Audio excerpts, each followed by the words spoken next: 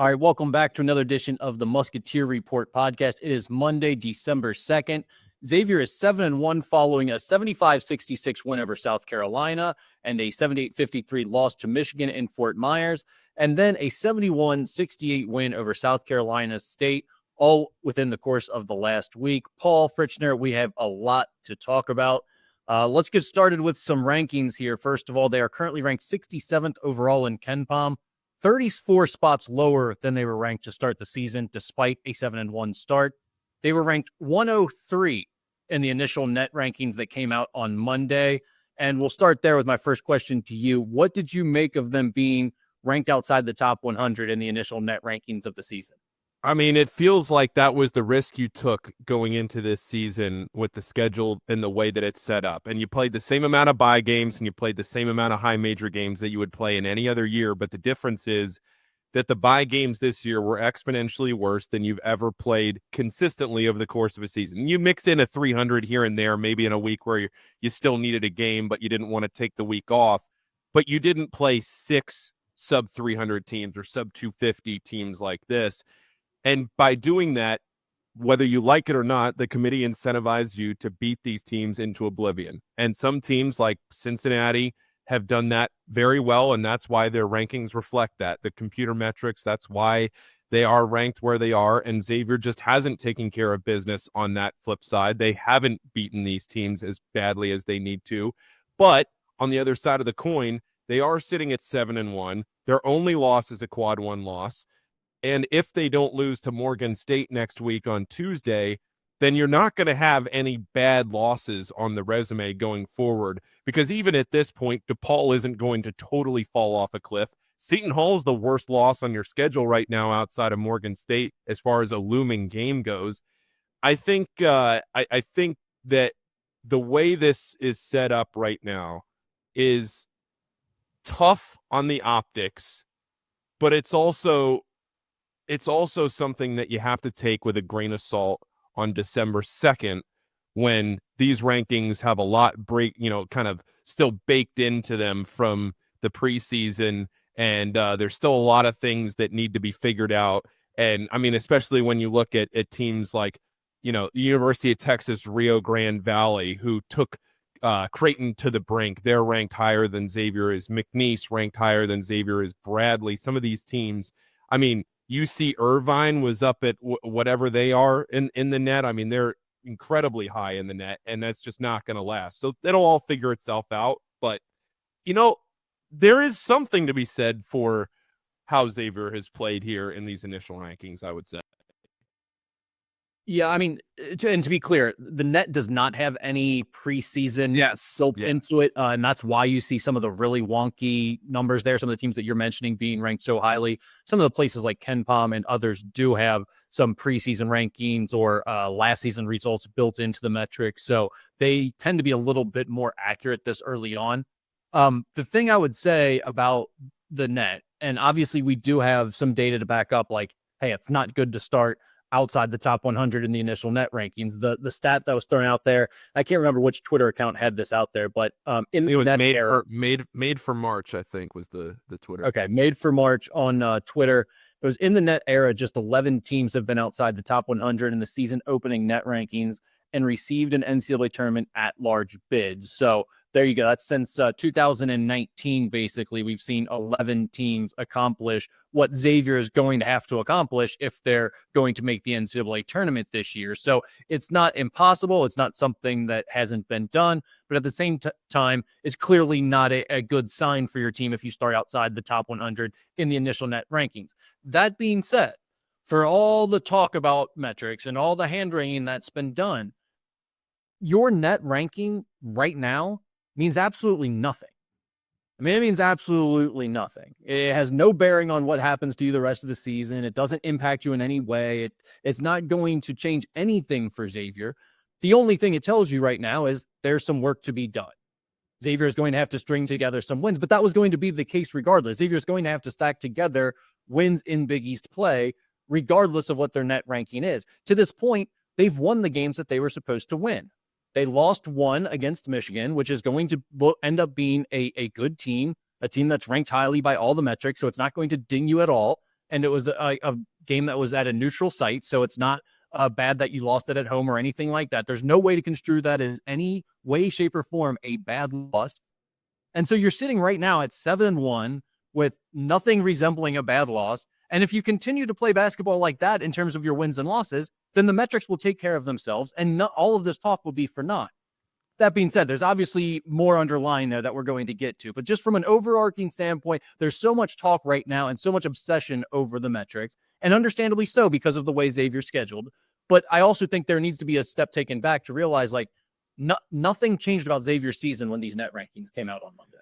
Yeah, and again, it is a little tiring just how the sport of college basketball has evolved. And I'm not going to sit here and be a bash the analytics guy, because on a personal level, on a player standpoint, analytics are very helpful. I'm not saying I'm not going to be the analytics guy. And we all asked for this. To be clear, we all wanted them to move more towards a predictive metric model as opposed to the RPI. I mean, 5 years ago, that's what everyone was clamoring for. You're right. And I think my point more so with this is just that it feels like all of this has just been boiled down to spreadsheets and analytics with the wins and losses here, where Xavier's sitting at 7-1. And there are very clear and tangible reasons why Xavier fans have a reason to be upset in the way they've played, at least from what we had talked so much about and what we thought we had seen in preseason practice. And quite honestly, it hasn't panned out that way so far in this season as far as what maybe we thought we were going to see. But at the same time, I mean, I made the point to you earlier. You look back at the 2018 season, right? And Xavier needed a miracle to beat Marshall and East Tennessee State at home in the non-conference, and went on to be a number one seed in the NCAA tournament. I'm not saying that this is a number one seed. I'm not saying that this team will end up being a number one seed. My overall point is, if you at that point were freaking out about it the way that this team is freaking out about it. Oh, and they were. Trust me. I remember the message board fondly at that time. Yeah. East Tennessee State did end up being a top 100 team, and Marshall was 105. Those teams were way better than the 300 teams that Xavier's playing right now. So it's not exactly apples to apples, but still you had a Xavier Hall of Famer and JP Makura and a 1-seed team get taken right down to the wire, and you needed all the help you could get in 2 consecutive bye games heading into Christmas. And so that's where now you are 6 years later, you're sitting at 6-1. Your only loss is a quad 1 loss. If you go back and listen to the preseason show, I'm 8-0 on my preseason predictions here with the way the schedule is played out. Said they'd win against South Carolina, said they'd lose to Michigan. It's the optics of how this has happened. They completely laid down in the last 8 minutes against Michigan. Sean talked about it after the game. There was the depth was just not there.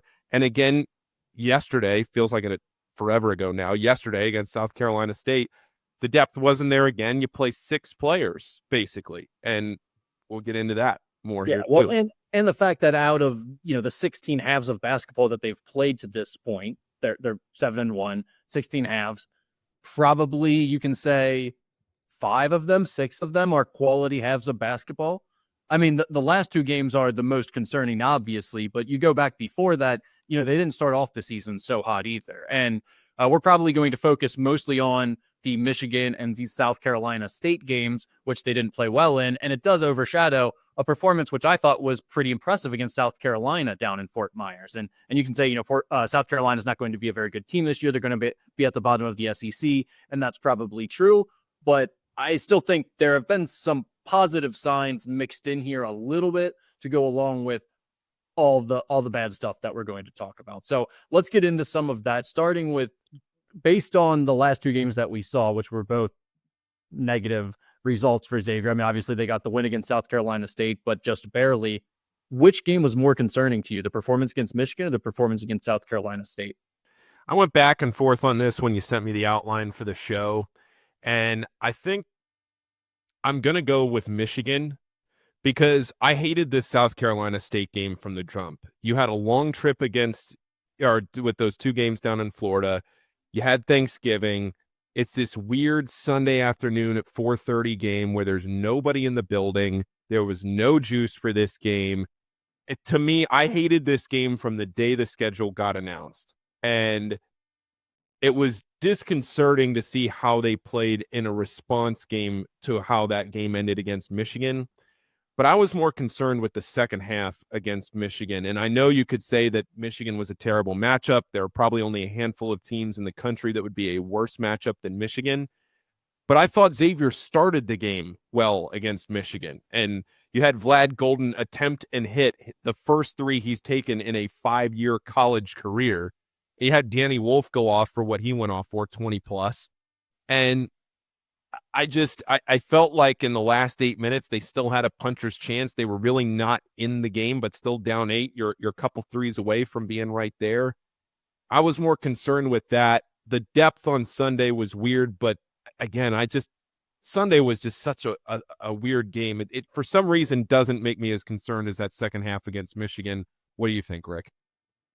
I think you're right. I think I'd probably lean towards Michigan with that answer, but the same issue from both games is what concerns me most. And it's not as much about what we saw in terms of like turnovers or offensive play or anything like that. It's that one of the big reasons Sean put this team together the way that he did was to have experienced guys that wouldn't get punked, that wouldn't roll over at the end of games, that wouldn't not show up against a bye game opponent because they were experienced. They had been through the wars. They knew how much this meant. They understood how much you have to value each game and each possession and all of those things.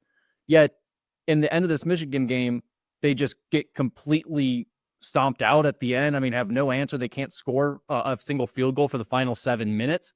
And then against South Carolina State, coming off that performance against Michigan, where everyone's looking to use to say, okay, what are you guys made of? What's your answer going to be? Are you going to get back on track and get the offense going? You have multiple starters not show up, not really play very well, play uninspired, not have much juice. Those are the types of maturity things that this team wasn't supposed to have any issues with because they were all older, more experienced players that had been through a lot of college basketball seasons. It concerns me a little bit that they're dealing with that type of stuff because there are other things that are even more troubling about this team that they're lacking right now. For them to be having issues with that type of stuff, that's a problem for this group. So let's go at it from this way. When you look at the South Carolina State game and how it played out, and Ryan Conwell comes out and hits a 3 to open the second half, and you thought, all right, they figured it out. They ran a great set. They got their best shooter open. He knocked down a 3. Things were just kind of rolling. You're thinking, all right. And then South Carolina State responds with a double-digit run. They stay in the game. Was there something that stuck out to you, Rick, in the second half of that game that maybe Xavier wasn't doing, or you had seen them do that they didn't do, or you just wish they would have done more of in the second half? Or what did you see there that just never happened? Well, I think one, it's kind of what I just talked about. The fact that there was no, okay, let's put our foot down, pedal to the metal, let's roll over these guys and extend this lead and put the game away. It was kind of like, no, we're still just coasting through this one and sleepwalking a bit. Or maybe it's that, hey, we're not even capable of extending this lead on these guys. At the end of the first half, it looked like they started handling the defensive pressure a little bit better. They were able to get into their offense and they were getting some easier looks as they ended the first half on that big run and built a little lead. But then in the second half, they weren't able to continue that. And so I think the biggest concern overall, without a doubt, over the last 2 games is the offensive issues that they're facing right now. And I think one of the big questions that everyone's curious about is, why has the offense stagnated all of a sudden, whether it be in the Michigan game or even more concerning against a team like South Carolina State, who is doing some similar things in terms of extending their defense on the perimeter and pressuring the ball, but it's also a team that's been giving up tons of easy baskets to other opponents. Yeah, I mean, South Carolina State lost by 29 to Marshall a few days earlier. I mean, and got like 85 points in that game or something. Yeah, they lost 82 to 53. Yeah, so I mean, they've been giving up points, and I think one of the things that you've really seen, or that you saw, especially in the South Carolina State game, is Xavier stagnating when they're trying to reverse the ball. They a lot of times will swing the ball through the top of the key. A lot of times the big man will come out, catch the ball, and reverse it to the other side. And what you're seeing is that all is supposed to happen quickly, right? They want to fly up the court, then they want to swing it side to side and get the defense moving. And they haven't been able to do that because The defense is out denying that pass. They're having a hard time even getting it to the big man at the top of the key. Sometimes the guard is out there waiting 2 or 3 pump fakes before he can actually get the ball out to the guy where he feels confident enough to throw it. And then after the big guy gets it, then it seems like a shaky process to get the dribble handoff over to the other side of the floor and get it to the next guard to come off a screen. And there's just not a lot of confidence. They're not moving quickly, which is what the whole offense is predicated on. Those are a lot of the big concerns I see. And why is that happening? It's because of a couple reasons, I think. One, as we've talked about previously, I don't think they have a guy who's winning one-on-one matchups off the bounce consistently enough right now, whether it be Davion McKnight or Ryan Conwell or even a guy like Dalen Swain or Marcus Foster. They're not punishing teams for applying all that pressure on them along the perimeter and denying passes. They're not just going by them one-on-one and scoring at the basket. That's a big issue. The other is they don't have enough of a post presence right now to take some of that pressure off. You think back to when this offense was at its best a few years ago when they went to the Sweet 16. We talked so much about them playing through the middle third, whether it was them finding that high-low action between Jack Nunge and Zach Fremantle, or it was those big men getting those duck-ins and the guards driving through the lane on a diagonal and getting the entire side of the lane sealed off by one of those duck-ins to where they had an uncontested layup on one of the sides of the basket. Now, I will say there are a couple other things happening that people probably aren't picking up on too. They are not running that same offense all the time, that flow offense that we've done the video breakdowns with Trey Scotty on, because they're having to play a smaller lineup with essentially 4 perimeter players and 1 center to start the game.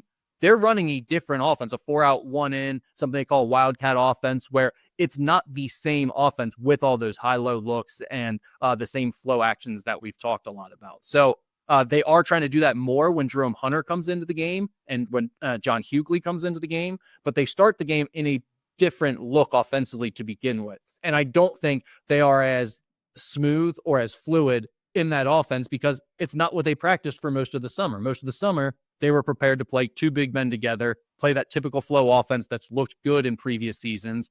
And obviously, when they lost Lucina Traore, that all changed. So you just broke it all down there from both sides of the coin. If you boil it down, is it more the personnel or do you think it is more the scheme that Xavier's having issues with right now? Yeah, I think that's the thing. Everybody wants that like black or white answer, right? Like, can we fire the coaches or do we just need to cut all the players and not pay them their NIL money and move on to next year's roster already? And the answer, of course, is it's neither. I mean, it's all of it. It's somewhere in between. This all works together, right? The players are not executing the scheme. You can be successful with just about any scheme that's ran in college basketball. We know this because we've seen Tony Bennett lose to a 16 seed in the first round as a 1 seed, and we've also seen him win a national championship, right?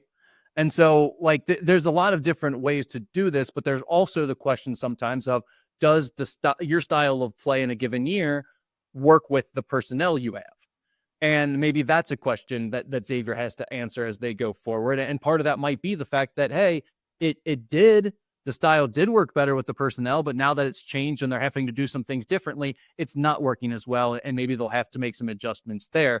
But I think right now, for me, if you're asking me to like split the pie and put more blame on personnel versus more blame on scheme, I'm going to go personnel. Because right now, when we were talking before the season, Paul, about this offense being so good, the types of things we were saying, the types of things a lot of people were saying, and I some of these I had some apprehensions about, but like Dalen Swain was being praised as going to be making this jump and potentially being an NBA draft pick after this year.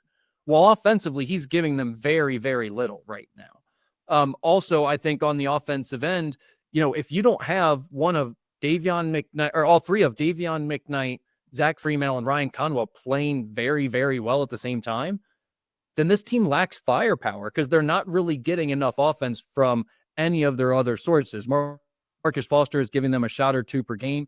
The bench is giving them very, very little aside from some Jerome Hunter moments. I think that's where I would put the most of the blame is right now. You're having the last 2 games. You had Davion McKnight not play well at all against Michigan. Ryan Conwell not play at all against South Carolina State. In addition to the continued struggles of the bench, you just don't have enough options right now. And that was the main reason people thought that the Xavier team was going to be good offensively. What do you think the biggest difference is, Rick, between what we saw in the preseason and what we have seen in practice versus what's actually being displayed in the games right now? Because to me, it is vastly different. Dalen Swain is 0 for 5 from 3. He shoots exponentially better than that in practice. I don't have the stats in front of me. I don't have his stripe work. I don't have his shooting stats from the summer in front of me. I know what I saw throughout the 5 months leading up to the season, that he was shooting the ball at a higher rate than 0%. He's not stepping into any of his shots with confidence. He airballed the only 3 he took yesterday, and as soon as he did, you look at each other and you just say, okay, he's not taking another 3. And I don't understand it. It's that slight hesitation I've talked about so many times on this show where he's wide open from the wing to either drive or shoot, and he doesn't decide fast enough.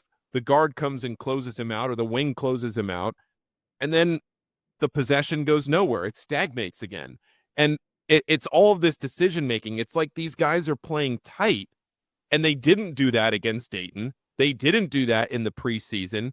But maybe some of it is what Sean talked about, that you're kind of lulled into this sense of comfortability when you're practicing against each other and not against somebody else every day. There is a little bit of that. But what we saw against the alumni team in July and what we saw against Dayton and what we heard about from Notre Dame is way different than what we've seen in the first 8 games of this season. And I don't get it. What did I tell you after the Dayton game that was important about that we can trust our eyes, right? That was my response to you about what I thought of the Dayton performances. We can trust what we've seen in practice now. And that was my point to you, is because I've been doing this long enough that I know, like, guys shooting well, scoring well in practice doesn't necessarily mean anything. All of the other stuff we had talked about, the alumni game in the summer, none of that meant a whole lot to me. But when I saw them come out and do what they did at Dayton, that to me said something. And I have a hard time reconciling what I've seen the last 2 games with the team we saw at Dayton. Because the team we saw at Dayton is in there. I mean, like, they've already done it once this year in a true road environment. And Dayton didn't look very good in that game. I don't think Dayton was quite ready for a game of that caliber yet. But regardless of that, I mean, there are still better than teams outside of 300 in the country that Xavier is struggling with now in the regular season.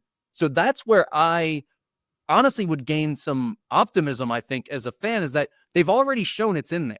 They've already shown this team can play with a different style and aggression and passion on offense. Now, why it's not there right now, I'm not sure. That's a task that the coaching staff is definitely going to have to get to work on here quickly, because the schedule heats up very soon, as we'll talk about in a minute. But that's where I kind of go with that initially, I think, is just the ability they showed offensively in that Dayton game is too much to ignore. It matched up with the things that we talked about in the summer and what we expected that this team could potentially do. So I'm not ready to just throw all that away and say, no, this team isn't any good offensively now because they struggled against South Carolina State and Michigan. But there are real concerns at the same time. One of those concerns that's cropped up, especially here in the last 2 games, is the turnovers. For a team that generally values the basketball and had done that really well through the first few games of the season, now in the last 2 games against Michigan and South Carolina State, they've turned it over a combined 35 times, which just does not win you basketball games. It's not a recipe for success. It is not a way that you can, at the very most basic level, you're giving away possessions and opportunities in key points of the game where you're trying to make a rally, you're trying to sustain any kind of momentum you can at any point, and you're just carelessly giving the ball away. Is that, again, does that go back to personnel? Does it go back to not knowing or expecting where the player is going to be within the system on a play? What do you think, Rick? I think there's a few things happening, but I think a lot of it goes back to the original conversation about them struggling with these recent defenses they've faced in the perimeter pressure. When they've been at their best so far this year, they've been able to swing the ball around the perimeter freely and get quick 3-point looks or open 3-point shots. When teams have overplayed them on the perimeter and dared them to drive by them and said, we're not going to give you an open 3-point look here, you're not going to get an easy one, they've struggled with that. And I think that's led to indecision. That's led to the ball sticking a bit more on the perimeter. And that's led to them throwing some questionable passes and making more bad decisions. So again, whether it's directly or indirectly, sometimes it's just a guy like dribbling and throwing the ball over someone's head and out of bounds. But I think it comes as a result of them being less confident, indecisive, not knowing where to go next with the ball. So I think a lot of it stems back from the original problem that we kind of discussed. But some of it also is just things like Dalen Swain. We're talking about him needing to make a jump. He can't be if he's not going to be aggressive on offense, he definitely can't play like a freshman and not value possessions and turn the ball over 4 times in a game. His usage rate isn't high enough. He's not trying to do enough on the offensive end for him to ever have 4 turnovers in a game right now, or multiple turnovers like that. So there are other things that just need to be cleaned up from that type of perspective. Do you think the blueprint is out on how to defend this team right now? Yeah, and there's no doubt that teams are going to see what Michigan did and what South Carolina State did, and they're going to try to replicate that. And it's for the reasons that I just talked about. Xavier looks like it's at its best when it can swing the ball around freely and shoot threes.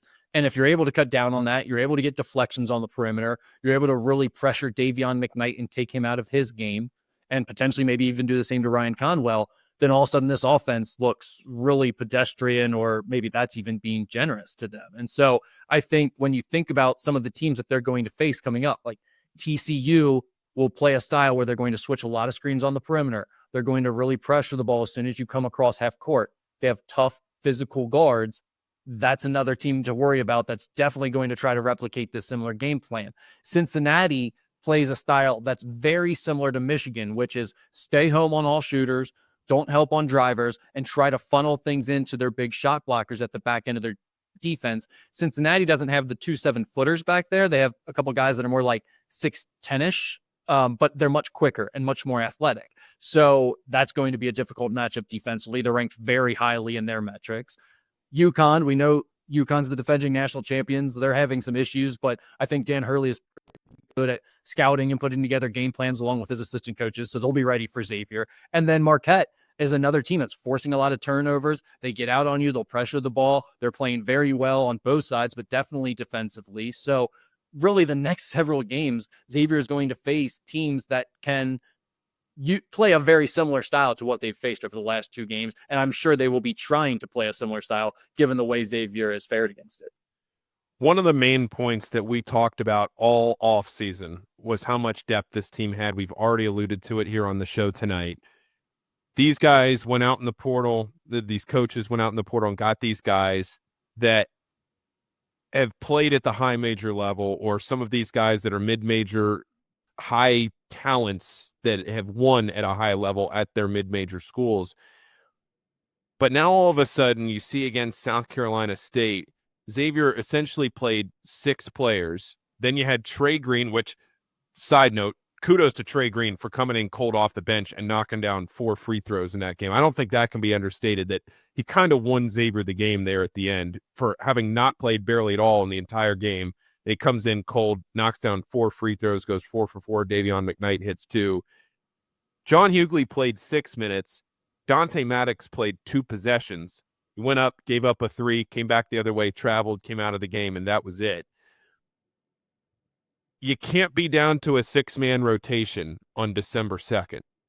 But is this team down to a 6-man rotation on December 2nd?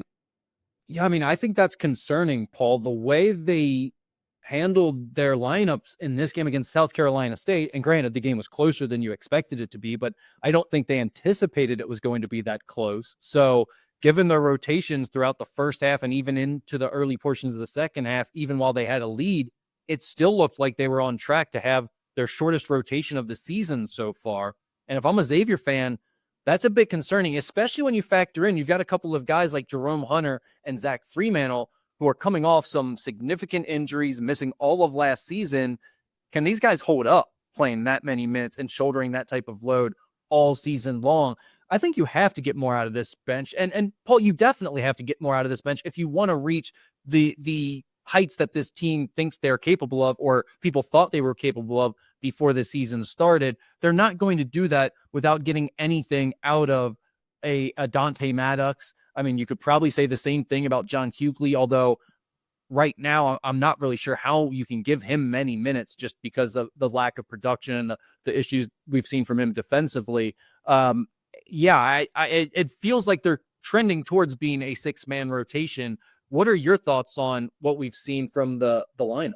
Well, I think it's just been overall very disappointing given what we thought we had seen and what we were hoping going into the season from a depth perspective. But the fact that, Dante Maddox was reduced on Sunday to 2 possessions. John Hughley just looks like a shell of himself compared to what we saw 2 years ago at Pitt. I mean, if you go back and watch the tape from what John Hughley was 2 years ago compared to what he is now, and he's gone through a lot.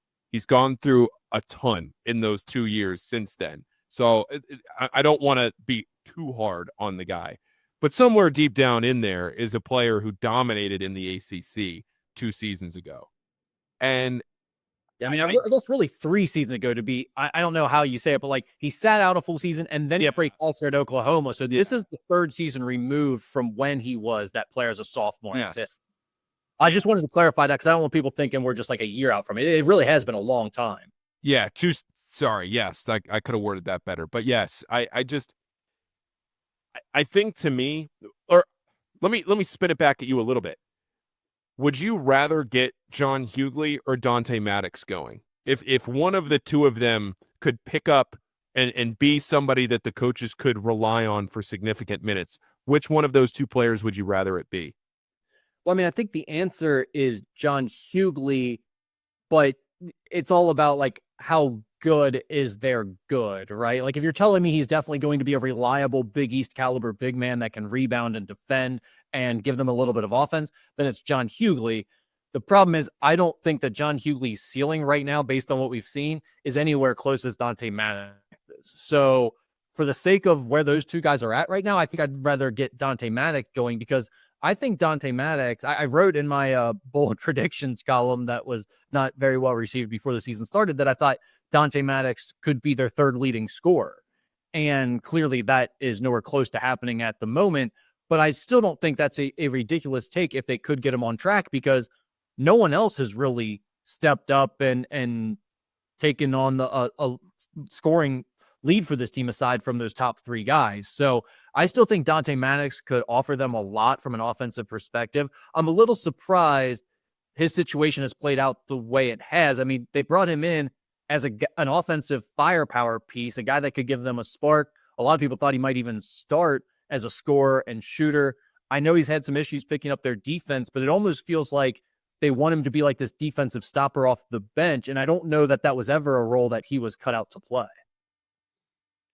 If you look back at last season, I would say Quincy Oliveri had a bit of a slow start to his 2024 season. I know he had 17 against Jacksonville in game 2, but he only hit 2 threes in each of the first 2 games. He was 0 for 5 from 3 against Purdue, 2 for 5 against Washington in that loss.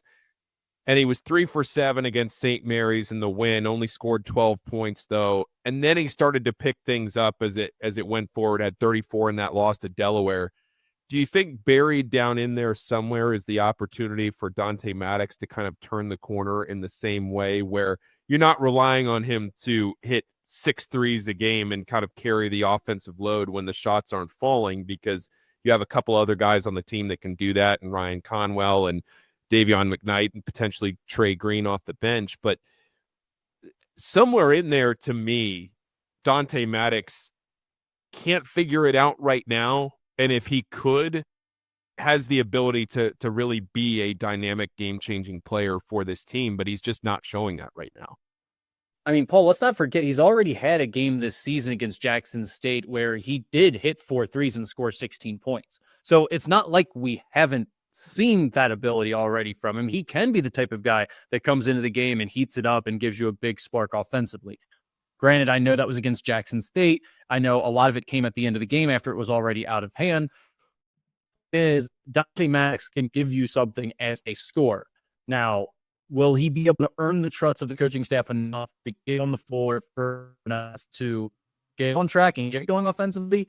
That's a major concern at this point, because obviously when you only play 41 seconds against South Carolina State, your playing time and your spot in the lineup is very much in question. So that's something I'm going to have my eye on going forward, because I think that is a really huge topic of conversation for this team over the next few weeks as they head into some of their tougher games on the schedule. And I mean, on that same note, I kind of wonder, Paul, for you, there are currently 3 players averaging double figures, like we've talked about. Conwell's averaging 17.6, Fremantle's averaging 15.4, McKnight's averaging 11. If you had to pick one other player, anyone on the team that would join that group and average double figure scoring for this team, who do you think has the best chance to do that? Not who do you want to do it, but who do you think actually has the best chance to just pick it up and give them another offensive weapon like we expected them to have before the season started? I mean, I'm really not going to give up hope here on this one. I really do. I'm going to stick to my guns with what I said in the preseason. I think the answer is Dalen Swain. I really do. I think you saw it in flashes, but his ability to lead the break, get a rebound, lead the break, get out in transition, be aggressive at the bucket, go to the foul line and convert some free throws if he gets fouled. I know he hasn't had the best start to the year shooting free throws, but he is a good overall free throw shooter. If you can get to the bucket, convert some of those, and knock down like 1-3 a game, I mean, I think he could average 10. What would your answer be there, Rick? Yeah, I mean, he would seem to be the easiest answer too, because he's the closest. He's averaging 8 points a game already, and really, it feels like we haven't seen him try to take over or be aggressive at all, or stand out offensively much. So there's plenty of room for him to grow, and he's already at 8 points per game. So I definitely think there's a good argument for that. I don't feel very confident about him stepping it up offensively right now. I don't get the sense that that's where he's headed. I feel more confident in Marcus Foster or Jerome Hunter. I feel like those two are closer to being ready to. I mean, I think those two guys have the confidence already. For Marcus, I think he's getting more settled into like, where do I fit in with these other guys? I'm kind of deferring right now to Conwell and Fremantle and McKnight, but it feels like he could probably do more because he's already played a bigger role at Furman, and he seems pretty confident in himself right now. And then Hunter, I think he's been very up and down to start. He wasn't able to give them much initially, but he keeps getting better. Probably South Carolina State was his best game, or maybe I'm forgetting one, but I think South Carolina his best performance to this point. So the side of things can and maybe, you know, he could become more of a scoring piece than he's ever really been throughout his career at this point. I mean, Sean did talk after the South Carolina State game about how well Jerome played and the fact that whether or not he's actually out there at the jump ball and announced in the starting lineup that he's going to play starter minutes going forward. He just, quite honestly, he's going to have to at this point with the way everybody else is playing, and he's working his way back. I know he didn't play particularly well against Michigan. I mean, he didn't score in 18 minutes. He was 0 for 2 from the field, had 3 rebounds, but he turned the ball over 4 times. Then you come back against South Carolina State, and he was the only Xavier player that didn't turn the ball over against South Carolina State. So, yeah. All right. Well, let's talk. We've been teasing this upcoming schedule that they have all show. So let's actually talk about these games that they're about to play, because it's not easy. They play at TCU on Thursday as part of the Big East Big 12 Challenge. Then they have Morgan State at home, their final bye game. Morgan State is ranked 340th in KenPom. So you'd like to see them cover a 23-point spread in that one. Then the following Saturday, they'll play at Cincinnati in the Crosstown Shootout. And then they go to UConn the following Wednesday to kick off Big East play, followed by a home game against Marquette. Paul, right after that, too, is Seton Hall, who is really struggling. They're ranked 126th overall, but they're ranked 14th in defensive efficiency, and they can obviously turn you over. So it feels like Xavier is really going to, it doesn't feel like, Xavier is definitely going to have to get their offense figured out here in a hurry, or this could get ugly, because this could be a 1 in 4 or 5 stretch potentially coming up. here's what I will say. about the offense right now, just from a macro perspective, that all season or all off season, we were wondering what the defense could be and would it be good enough to help sustain the offensive firepower that Xavier was going to have to be able to provide enough wins this year to have the season that everybody was hoping this team could have. And now here we are sitting here on December 2nd, hoping that this offense can figure itself out, turn things around, and score enough points to win a lot of these games. I still think this offense is down in there somewhere. I still don't think it needs to be reliant on the three. I think hitting those threes opens everything up, obviously. It makes everybody feel better. It gives you more confidence as a player, all of those good things. But I do think an offensive firepower has not been unlocked yet in this team in the regular season. And for that reason, I'm just not ready to hit the panic button on this team, even going into this tough stretch. I still think they're going to beat TCU on Thursday night. I'm not going to change my prediction there. I think they're going to beat Morgan State on Tuesday, and we're going to podcast again before the Crosstown Shootout, but I don't think I'm going to change my prediction there just because I don't really think you could tell me anything that would change my prediction on that game going into it just because of how it's played out over the last few years, but I'll save that for next week. I think there are massive concerns for what Xavier is doing offensively because a lot of these worries are what we talked about last year. Now, last year you did have Des Claude, who at points was able to just break you down off the dribble, get to the basket, create his own play, and score. We kind of haven't really seen that yet out of Xavier, of somebody that can, if you need a bucket, just go get you a bucket. Just go get me something. And we haven't really seen that. It's not his role, but almost in the athleticism, I wonder if there is a little bit of that from Dante Maddox that you could get, where he's so reliant on his three-point shot that it's like somewhere down in there, maybe come off a screen, get to the bucket, try to get fouled, do something instead of just jacking up a three right away. Dalen Swain, can you do that? All of these questions that can be answered here now against TCU, against Cincinnati, and then UConn, Marquette, Seton Hall, back to back to back. What a stretch here. We're going to learn a lot about this team the next 3 weeks. I'm not going to change my prediction because I don't think TCU is some unbeatable team. It's your first true road test, but I still think Xavier's going to go down there and get the win. Yeah, I mean, TCU is ranked 81st in KenPom. Currently, they are ranked 172nd in offensive efficiency, 32nd in defensive efficiency. You know, you were bringing up the discrepancy between Xavier's offense and defense. We expected them to be a very good offensive team, struggle defensively coming into the year. So far, they have not been a very good offensive team, and they really haven't been a very good defensive team either. But I would argue that the defense hasn't been exposed in the ways that I thought it would be. I thought the defense would be more of a concern at this point. Now, maybe as they get into bigger, tougher Big East teams, it'll be more concerning. There were definitely some concerns as they faced Michigan, which I thought was a difficult matchup for their defense. But I'm curious to see where that goes from here, because if the defense all of a sudden becomes a bigger problem over the next few games too, then we could really have a couple rough podcasts ahead of us. But let's say the defense continues to hold up the way it is. They go down, the offense gets on track, and they win at TCU.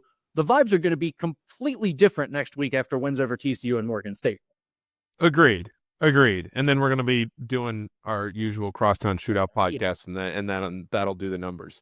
I mean, Xavier, look, I know they've played a bunch of bye games here, but they've only allowed more than 70 points twice in their first 8 games.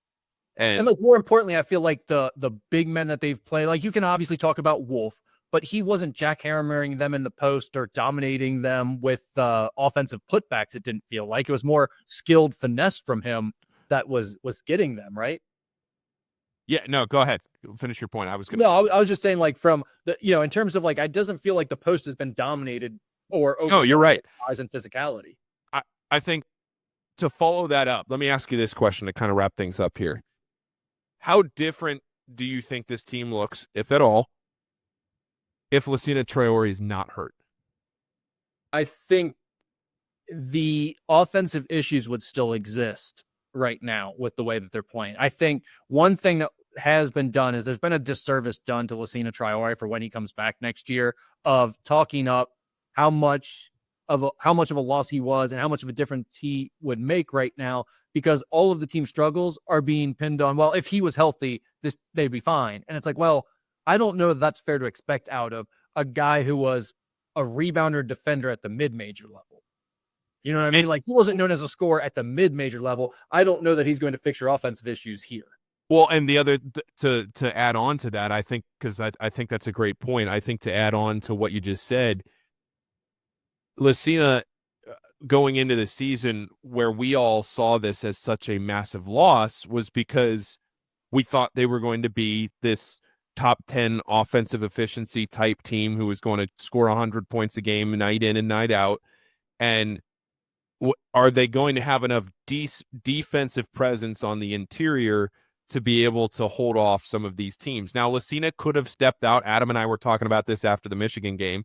Lassina is that type of guy that could have stepped out maybe on like a Danny Wolf and closed out a little bit on him just from an athleticism standpoint. Moves his feet very well. Athletically, he could have been able to give Michigan some more difficulties in the middle. But I think offensively, that's where this team has struggled this year.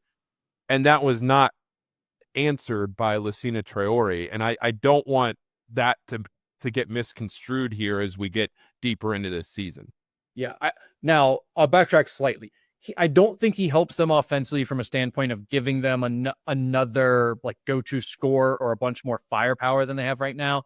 The one point that I will go back to that I made before when we were talking about like scheme versus personnel is not having him in there has forced them to go to that 4-out 1-in look and run less of the flow game that they're more comfortable with, that they practiced all summer. If he was in there running that to start the game, maybe there'd be a little more cohesiveness. Maybe they'd look a little bit better. Maybe there'd be more big to big threat from high-low throwing to Freeman, or even them passing across the blocks like he and Nunji did and drawing more fouls on teams. So maybe it would help a little bit there. But again, I would caution against pinning all the issues on the loss of him and thinking that he's going to be the answer to all these problems next year.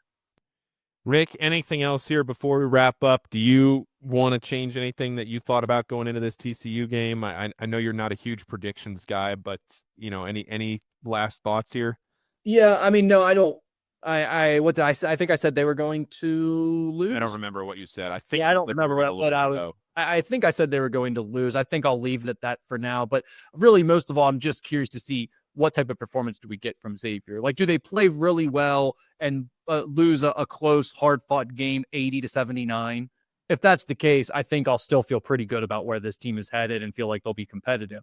If they lose by 15 points at TCU and they don't show up, they don't play better offensively, then yeah, that's going to be concerning. So I think it's more so just seeing which team shows up, because right now I don't feel like it's easy to assess this team because we're really not seeing the real Xavier team yet. They've got to sort of reveal themselves still. And how many times over the years have we sat here on this podcast, it doesn't matter who it is or who's on the court or who's anywhere in this building, and we've said to ourselves, man, Xavier just always plays the level of competition.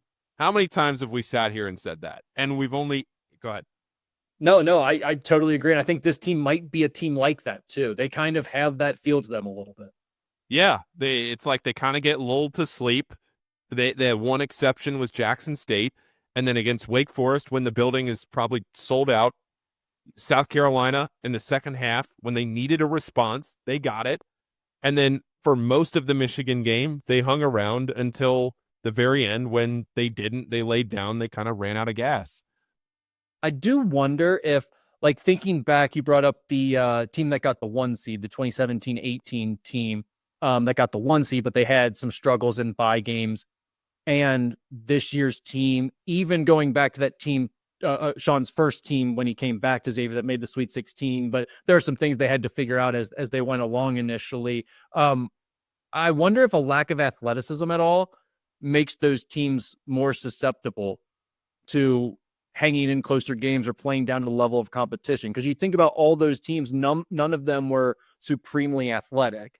This team probably being the worst of the bunch in that regard. I wonder if that has any role in that, whether they play down or if they have that feeling of they play down to their level of competition at times. I don't know. Maybe that's completely off base, but it was just a thought.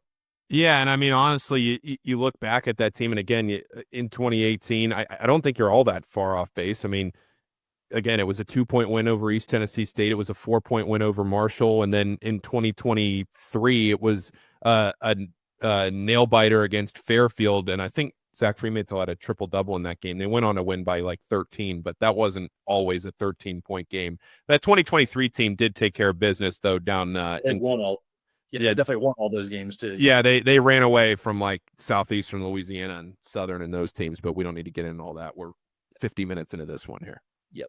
All right. I think that's all we have to talk about. New documentary episode came out this week, so you guys will have a little bit of a pause in here before the next one is released, or there will be a new episode 3 is next Tuesday.